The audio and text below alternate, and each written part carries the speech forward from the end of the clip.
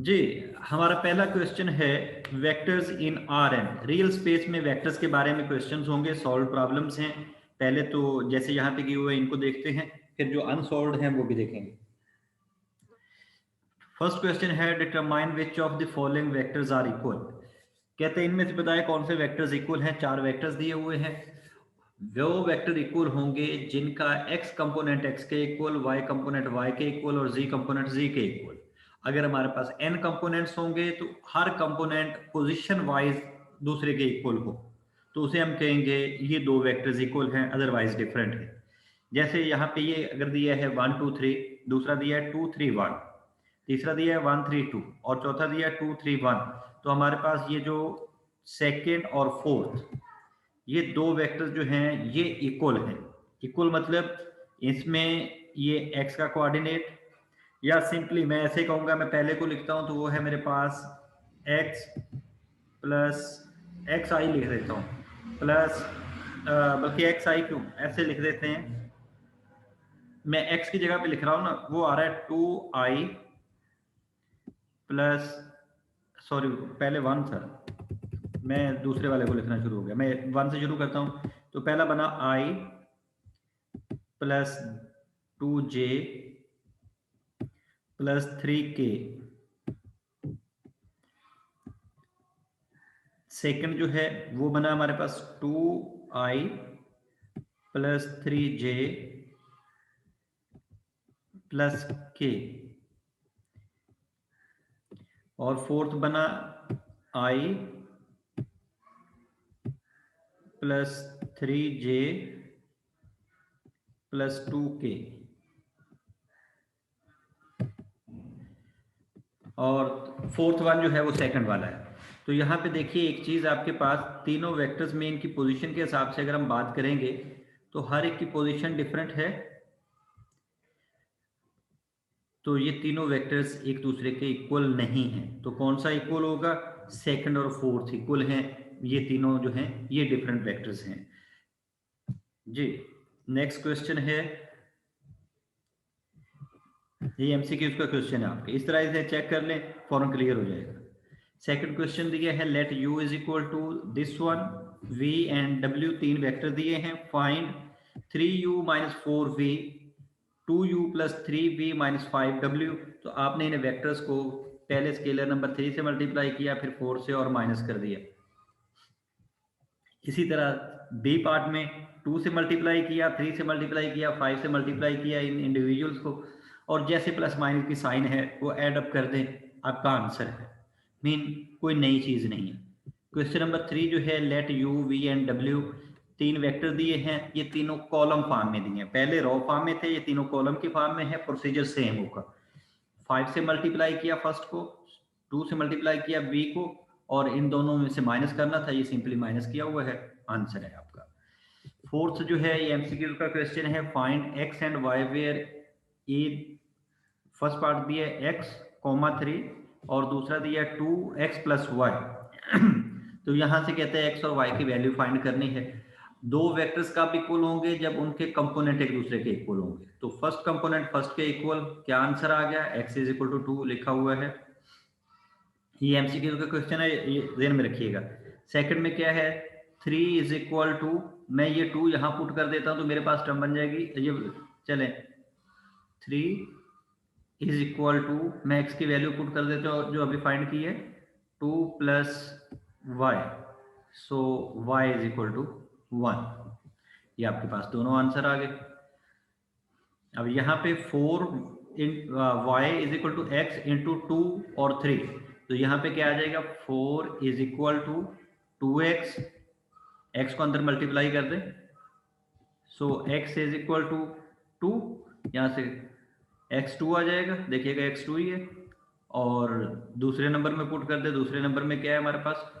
y is equal to 3x। तो ये MCQ का क्वेश्चन है, दो वेक्टर जब इक्वल होंगे तो फिर उसमें इनके जो टर्म्स हैं ये 2 पुट करें, आंसर इज 6। जी, क्वेश्चन नंबर 5 है, write the vector v as a linear combination of vector u1 u2 and u3। किसी भी तीन वेक्टर को या दो वेक्टर्स को लीनियर कॉम्बिनेशन लिखने के लिए हम करना क्या चाह रहे हैं, we want to express v mean this v in the form u v is equal to x u1 plus y u2 plus z u3, इस फॉर्म में हम लिखना चाहते हैं। तो करना क्या है, एक्चुअली हमने x y z फाइंड करना है। तो यहाँ पे ये v आपने लिख दिया 1 - 2 और 5, ये x into first vector u1, y into v2 और z इंटू u3, ये तीनों वेक्टर बन गई। ये हमारे पास तीन इक्वेशंस बन गई। इनको आप इक्वेशन फॉर्म में लिखेंगे तो टर्म आ जाएगी ये, यहाँ से first equation is equal to 1 x plus y plus 2z is equal to 1 x plus 2y minus z is equal to -2 x plus 3y plus z is equal to 5। तो ये आपके पास तीन इक्वेशंस आ गई। इन तीन इक्वेशंस को आपने simultaneously solve करना है। साइमल्टेनियसली मीन पहले दो इक्वेशन में से z कैंसिल कर दें, फिर किसी दूसरे में से z कैंसिल कर दें। जैसे यहाँ पे इसने x किया है, अब एक वेरिएबल को एलिमिनेट करके दूसरे में उसके आंसर फाइंड कर ले। तो सिंपली सॉल्व करना है, तीन इक्वेशंस है, x y z फाइंड करना है। एलिमिनेशन मेथड से कर ले, सिंपली वैसे करना चाहें या कोई तरीका आपको आइडिया हो इसका, उससे कर ले जी। नेक्स्ट क्वेश्चन है 6 दिया है, write v is equal to 2 - 5 3 as a linear combination of this one. जैसे वो वेक्टर था सेम ये भी क्वेश्चन वही, आपने इसमें लीनियर कॉम्बिनेशन के फॉर्म में लिखना है। यहाँ पे आपने ये सॉल्व किया, यहाँ पे देखो सारा सेम प्रोसीजर था। लास्ट इक्वेशन में 0 इज इक्वल टू 3 आ गया। 0 इज इक्वल टू 3 का मतलब ये है कि ये वेक्टर लीनियर कॉम्बिनेशन के फॉर्म में नहीं लिखा जा सकता। रीजन क्या है कि ये जो टर्म थी 0 इज इक्वल टू 3 पॉसिबल ही नहीं है। तो जब कोई टर्म पॉसिबल ना हो, ये मतलब वैसे एक मैथमेटिकल एरर है, 0 इज इक्वल टू 3 आ गया हमारे सोल्यूशन में, तो इट मीन ये इक्वेशन जो है इसका एक सोल्यूशन ही काम आएगा। एक जो वेरिएबल है वो फाइंड नहीं कर सकते। अगर फाइंड नहीं कर सकते तो हम कहेंगे कि ये इसका जो लीनियर कॉम्बिनेशन के फॉर्म में नहीं लिख सकते। ठीक है। नेक्स्ट आया जी हमारे पास डॉट या inner product orthogonality norm in R n, वही जो हमने पहले किया था उसके क्वेश्चन है ये। Find u dot v where u and v, u और v दिया हुआ है, आपने इनका डॉट प्रोडक्ट फाइंड करना है। तो सिंपली डॉट प्रोडक्ट आ जाएगा। ये हमारे पास है रियल में से, अगर रियल में से है तो सिंपली सॉल्व होगा u डॉट v, जैसे भी आप कर रहे हैं। अगर हम कम्प्लेक्स में होते तो हम v का कंजुगेट लेते। ठीक है, मैं डिफरेंस बताता चलूंगा साथ साथ। तो dot product inner product orthogonality norm in real space कर रहे हैं, तो आपने सिंपली डॉट प्रोडक्ट लिया u डॉट वी मीन, यहाँ पे मैं सेकंड वाले को लिख देता हूँ। आप लिखते हैं u डॉट वी 8 ही बना, 2 और 6 12, 3 और 1 माइनस के दोनों हैं तो -3 आ गया, 5 और 4 20, 1 और 8 -8। तो सिंप्लीफाई करें, ये आपका आंसर होगा। ठीक है जी। तो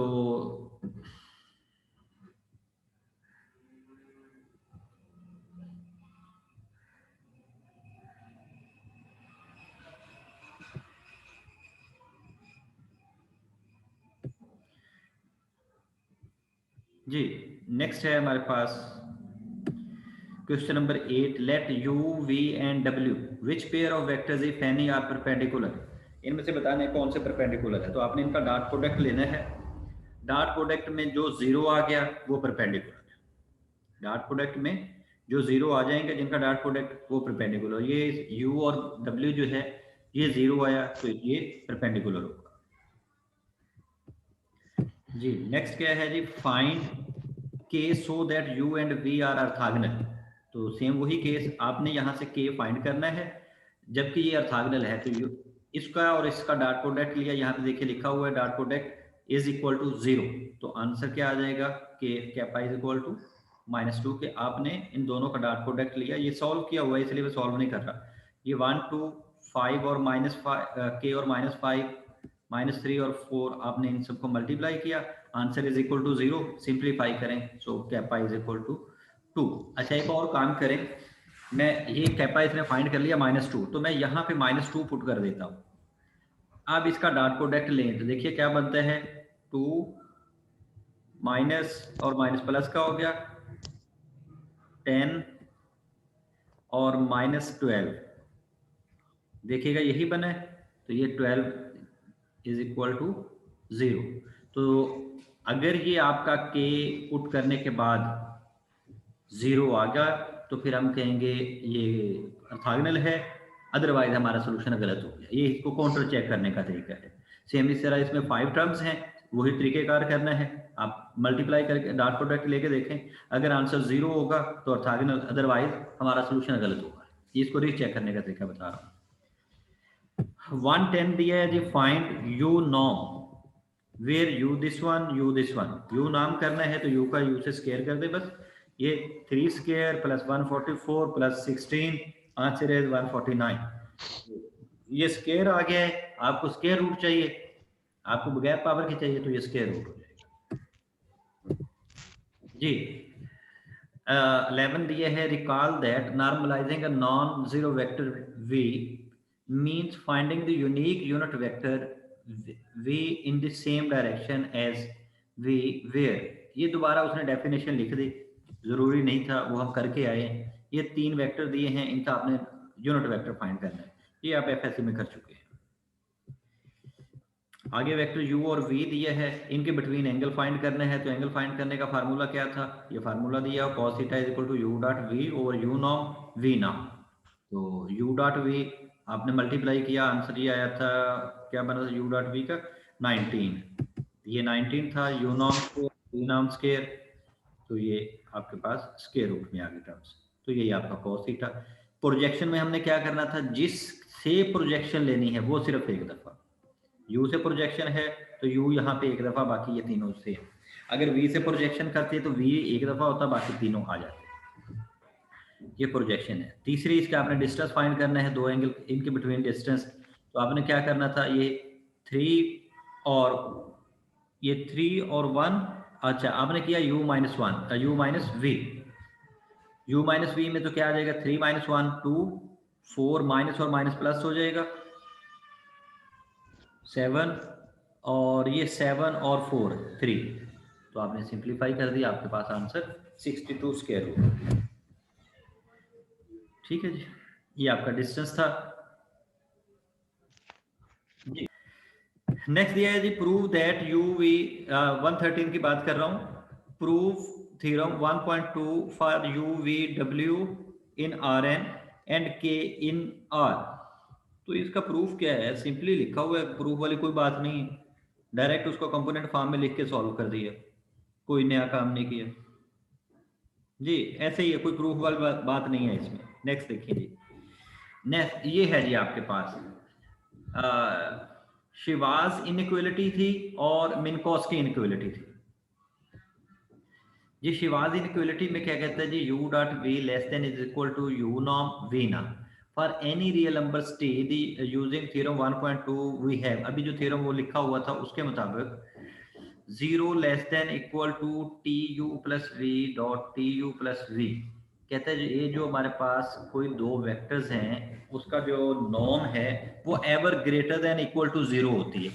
0 कब होती है, जब वो वेक्टर 0 होगा, जब उनकी एडिशन, जो वेक्टर जो दिए हैं अगर उनकी एडिशन 0 होगी तो फिर हम कहते हैं वो जो वेक्टर हैं वो 0 हो सकते हैं, या उसके नॉर्म जो है वो 0 हो सकती है, otherwise norm ever greater then 0 होगी।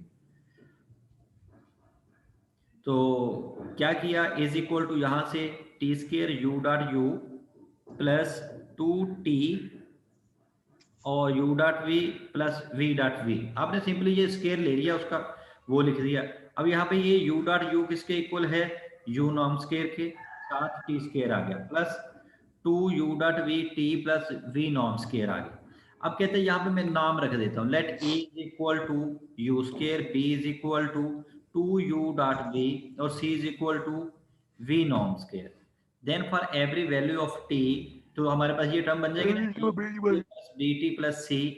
अब ये जो टर्म आई है, बच्चे अपने माइक बंद रखें, ये जो टर्म आई है ये हमारे पास एक स्केयर है, this is greater than equal to 0। Mean किसी भी चीज का स्केयर वो एवर पॉजिटिव होगा। हमारे पास यहाँ पे ए बी सी कुछ भी आ रहा हो, ये स्केयर में आ गई सारी टर्म, तो this will be must be greater than equal to 0। This means that the quadratic polynomial cannot have 2 real roots। जब ये पॉजिटिव है तो इसके 2 रूट्स नहीं आएंगे, एक ही रूट होगा। this implies that the discriminant d is equal to b square minus 4ac less than equal to 0 or equivalently b square is less than is equal to 4ac। दस अगर ये हमारे पास आ जाएगा तो बी किसके इक्वल हमने लिया था कि 2u.v, तो ये बी स्क्वायर का था, वो हो गया 4u.v square less than is equal to ये 4a हमारा क्या था u नॉर्म स्क्वायर और v c क्या था v नॉर्म स्क्वायर, तो v नॉर्म स्क्वायर आ गया। सो यहाँ से ये 4 से 4 कैंसिल हो जाएंगे, तो टर्म क्या बचेगी u.v स्क्वायर या u.v norm is less than is equal to u norm v norm. यहाँ पे आपने दोनों तरफ इसका स्क्वायर रूट ले लिया, तो रिजल्ट वही नहीं बन गया जो ऊपर दिया हुआ है जी। This is a proof of शिवाज इनइक्वालिटी। हाँ ओके, नेक्स्ट है theorem Minkowski, u plus w is less than is equal to u norm plus v norm by the Shiva's inequality and other properties of dot product u plus v norm square is equal to u plus v norm को open करके लिख सकते हैं। Simply आपने multiply किया तो ये आ गया u डॉट और 2 स्क्वायर ओपन कर दिया। This term must be less than is equal to individual का अगर हम नॉर्म लेते हैं, हमने यहाँ पे इस टर्म को कर दिया, ये आ गया u norm square plus 2uw u norm v norm plus v norm square. अब यहाँ से यहाँ तक ये सारे टर्म स्क्वायर है, कंप्लीट स्क्वायर, तो ये टर्म बन गई u norm plus v norm square. तो लेफ्ट साइड क्या थी हमारी u प्लस v का नॉर्म स्क्वायर और यहाँ पे क्या आ गया u norm plus v norm whole square.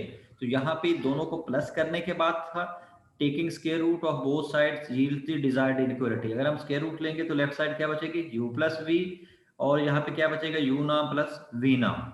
This is the answer. Points lines hyperplane in Rn। Question number 116 में क्या है, वही जो अभी हम करके आए, find vector u identified with the directed line segment PQ for the points. तो P और Q दिया है, माइनस कर दें, आंसर आ जाएगा। P और Q दिया है, R4 में मीन 4 पॉइंट्स हैं तो माइनस कर दें, PQ हो जाएगा। ये सिर्फ आपने माइनस किए पॉइंट्स तो आंसर आ गया। नेक्स्ट दिया है find an equation of hyperplane H in R4 that passes through this point and is normal to this vector. हमारे पास इक्वेशन ऑफ टेंजेंट क्या है, नॉर्मल प्लेन किसके इक्वल होगी 2x1 plus 5x2 plus mean, मैं यहाँ पे एक दफा लिख देता हूँ, हमारे पास जो ओके नहीं लिखी हुई, तो ये होगा हमारे पास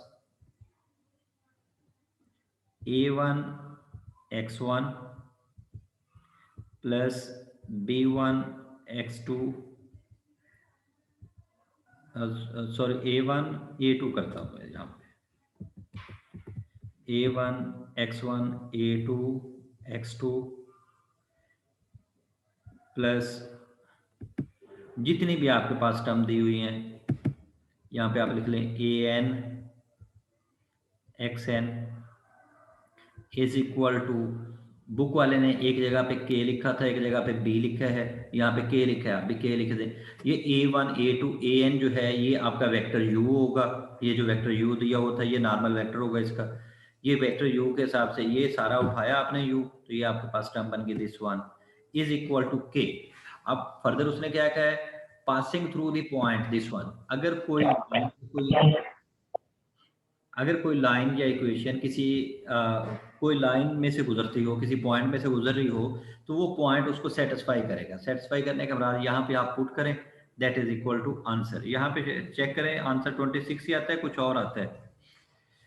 यहाँ पे आपके पास आपने ये पुट किए नंबर्स तो आंसर -26 आ गया। यहाँ पे एक क्वेश्चन का आंसर गलत आता था, शायद यही हो, चेक कर लीजिएगा।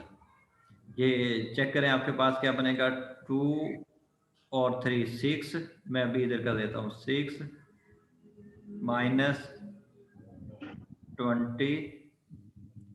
-6 और +6, लास्ट टर्म फिर +6, तो आंसर 14 -14 आएगा ना आंसर। देखें ना इसके मुताबिक यही बना ना, ये भी माइनस का था, ये भी माइनस का था, प्लस हो गया, ठीक है ना, ये पॉइंट दिया हुआ था ना माइनस का। अब यहाँ से आंसर बचा -14, इसने -26 लिखा हुआ है। वो एक सूरत में बचता है अगर ये पॉइंट पॉजिटिव हो या ये पॉइंट पॉजिटिव हो। एक पॉइंट पॉजिटिव हो तो फिर आंसर आ सकता है, मीन फिर ये आपका -6 आ जाता, ये -6 एक इस फर्स्ट वन से कैंसिल हो जाता, फिर -26 आता था। ठीक है, तो यहाँ पे ये समझ ले कि साइन में मिस्टेक है, यहाँ पे है या यहाँ पे है, मिस्टेक है, फिर आंसर 26 है। आप ये क्लेम नहीं करेंगे कि जी बुक में भी यही आंसर था। बुक में जो दिया हुआ है हम उसे सही करके कहते हैं, टाइपो मिस्टेक है उसके मुताबिक देखिएगा। ओके, तो ये 4 क्वेश्चन इसमें इसी के दिए हुए हैं, हाइपरप्लेन के पॉइंट फाइंड करना है, ये सेम इसी तरह। ये लास्ट क्वेश्चन में आपने पैरामीट्रिक इक्वेशन फाइंड करनी है लाइन की। पैरामीट्रिक इक्वेशन क्या है? x is equal to p plus t u और x i is equal to a i t plus b i. तो यहाँ पे ये आपके पास u के पॉइंट्स दिए हुए हैं, u के पॉइंट्स पुट कर दें, ये जिस पॉइंट में से पास कर रहा है वो पॉइंट लिख दें। तो x1 इज इक्वल टू, ये देखिएगा 4 प्लस 2u 2t है, वेरिएबल t लिया है तो t आ गया। x2 is equal to -2 5u 5t, किधर था ये, गलत लिख गया, फिर यहाँ पे 5 है आपके, ये बुक में कुछ टाइपो एरर्स हैं, ये 5 आ जाएगा। और x3 पे क्या आ जाएगा? 3 -7t, ठीक है। और x4 पे 1 और 8t, ओके ये सही है। तो यहाँ पे आंसर में ये चेंज कीजिएगा ये, ठीक है जी। जी नेक्स्ट पेज पे है जी, हमारे क्वेश्चन है 20 पे। Let C be a curve, ये आपको कर्व दिया है in R4 where 0 less than t less than 4। अब क्या करना है? Find the point P on C corresponding to T0, तो T2, तो यहाँ पे T की जगह पे 2 पुट कर दें, आपका पॉइंट आ जाएगा, यही फाइंड करना था। Find the initial point Q and terminal point Q बार या Q prime of C। Find the initial point Q and terminal point Q prime. अच्छा, एक तो यहाँ पे Q इनिशियल पॉइंट में क्या होगा? T को 0 पुट कर दें तो वो आपके पॉइंट आ जाएंगे, ये 0 हो जाएगा, ये -2, ये भी 0 और ये 5। और दूसरा ये आपने 2 पे किया, या सिंपली इसी को रहने दे, ये आ जाएगा। ये सॉल्व किया होगा इसने, ये किया हुआ है ना, the parameter T range from 0 to 4। Okay यहाँ से, ओके यहाँ से ये दोनों पॉइंट आ जाएंगे। 0 पे तो कर दिया ना, 0 पे आ गया ना हमारा, 0 -2 0 और 5। दूसरा पॉइंट 4 पे फाइंड करना है, तो 4 पे फाइंड कर दें, यहाँ पे T की जगह पे 4 पुट कर दें, आपका आंसर आ गया। नेक्स्ट ये है, find the unit tangent vector T to the curve C when T is equal to 2। तो T इज इक्वल टू 2 पे हमने अभी फाइंड किया था वेक्टर, क्या आया था हमारा? ये वेक्टर, इसका यूनिट वेक्टर फाइंड कर दें, वो आपका आंसर है भाई। यही 3 क्वेश्चन थे, ये आपका यूनिट वेक्टर्स आ गए। ओके जी, ये स्पेशल वेक्टर्स वही जो पहले हमने किए हैं, नोटेशन डिफरेंट है, ये वो नोटेशन है जिससे आप पहले से नोन है। स्पेशल वेक्टर्स दिए हुए हैं, ये आ गया जी। अब हमारा वेक्टर्स उसमें Cn में, तो Cn में क्या, evaluate the following determinants and negative of determinant of order 2। जरूरी नहीं है ये क्वेश्चन 124 जो है इस एक्सरसाइज का बनता ही नहीं है। 25 भी सेम उसी में आ जाएगा। मैं कौन सा क्वेश्चन बनेगा, मैं उसमें करवाना चाह रहा हूँ कम्प्लेक्स में, ये कम्प्लेक्स के आ गए, ये कम्प्लेक्स में आ गए जी। सपोज दैट दिस वन, तो वही वेक्टर्स हैं, z दिया है, w दिया है, प्लस कर दें माइनस कर दें, ये आपकी एक्सरसाइज है, ठीक है जी। ये क्वेश्चन थे, ये हमारी एक्सरसाइज हो गई कंप्लीट। इसमें अगर कोई बात पूछना है तो जरूर पूछें।